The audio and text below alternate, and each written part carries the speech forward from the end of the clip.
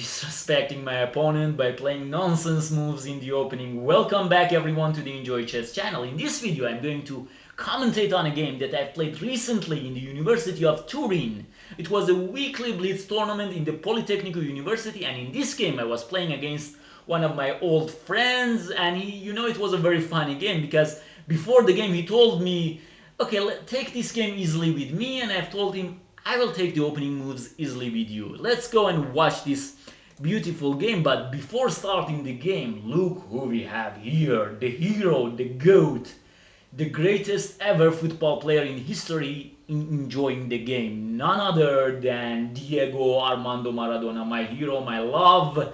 The one that sometimes he was used to disrespecting his opponent by playing strange things in his football career. So let's go and watch this game in memory of Diego Armando Maradona. I had the white pieces in this game, and I started this game with pawn to h3. The first move I started with pawn to h3, and he responded with e5, and I played h3, d5, d3, and after knight to c6, knight f3, and look, one of our friends is laughing behind the scene, and after knight f3 he's thinking.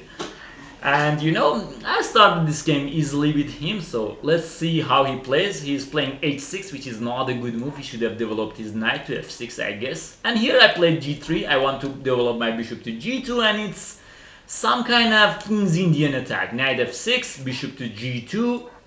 Okay, h3 and h3 are not that useful, but his moves are not that useful either. His h6 is not that useful. I played castle in this position, and I guess, yeah, engine says e4 is devastating for him, but he didn't found e4. He played castle, and luckily for me now I have c4. e4 was very great for him, but he didn't found it.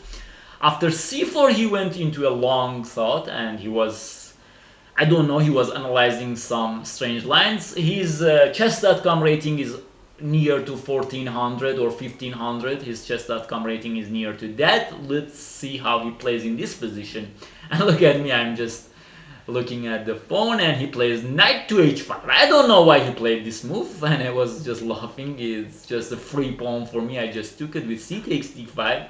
Of course, there's nothing with knight h5. He probably wanted to play e4, knight takes g3, but he just forget about the d5 pawn. Now knight d4, and I want to take on this knight, and after e takes d4, look how I played here. Look at this loose knight on h5, and look at this diagonal. I played pawn to e4, and I opened this diagonal for my queen to attack, and he didn't recognize that, and he took just on e3 to en passant, and queen takes h5, and now he's laughing. We're good friends, so this is not actually a disrespect, but it's just a way to have fun on chess. But okay, he takes f2. Now he wants to take on g3 if I take with rook takes f2, so I decide to play king h2. The next moves are also very interesting, so continue watching this game because something strange happened in the future of this game. And here he was thinking, okay, g3 pawn is some kind of how weak, and I'm trying to take on f2. So he's taking his time to figure out in which way he's going to respond. But he's a good player, but usually when you're going to play against a stronger player than you, then you're not performing in your best. He's better than this, I'm sure he's better than this, but in this game he knows that he's playing against me, and he sees himself as losing this game, so there is no chance for him, so it's just playing. Look at how he moves the pieces, and that a3 moves in the a3 and h3 moves in the opening, that worked very well for me because now he is not having a good self-confidence, and he's putting his queen on d4. My knight is perfect on e4, and here I thought, okay, he's trying to take on e4 if I'm going to take on f2, but nevertheless I tried rook takes f2. Of course the pawn dropped off, and finally I took on f2 with rook. Look, but I have queen takes f7. This is the thing that he missed. He was taking on e4, and here he's hesitating. Should I take? Should I? Okay, what should I do in this position? And finally he's bringing back the rook. My knight is no longer on e4, and I don't know what he's going to do. He's taking his time, and okay, he knows that he's losing in this position, but he wants to continue. It's his right to continue, but my queen is here, his king is very weak, and this position is completely lost for black. But You know, this game was so funny, but there is something funnier happening in the end of this game. Let's see how he responds. He wants to play with the g pawn. He's not going to play touch moves. He realized that g6 will be responded by queen takes h6, but probably then rook takes e4. I'm not sure. It's completely lost for him. I'm just sure about that.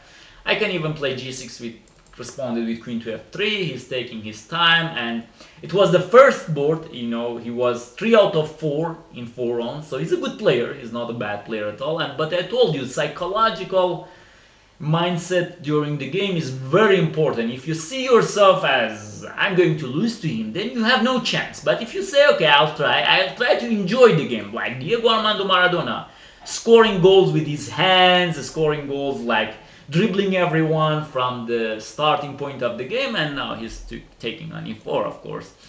But now he told me that don't take on f7, but I cannot listen to him in this position. King h8, and now bishop takes e4. It's all over, and he's trying to make some funny things in this position. He's saying some combinations, and you know, with amateur players, they usually see threats for themselves, but not for their opponents. For example, he saw rook takes e4 for himself, but not queen takes f7. He saw it, but not very soon. Here he's taking on h3. He has a very interesting plan, that if I take with king, he's going to pin my queen to the rook, but he's forgetting about queen takes f8, bishop takes f8, rook takes f8, and together this bishop and this rook is going to checkmate him. So in this position I'm checkmating him without the queen. He has a queen, but I have 2 bishops and 2 rooks. And we have also an interesting game in the other board, and that game was also very interesting for me. I hope you enjoyed this game. I mean, this was not a perfect game, but it was a very pleasant experience for me, so I wanted to share it with you. I don't know, how do you think about this game?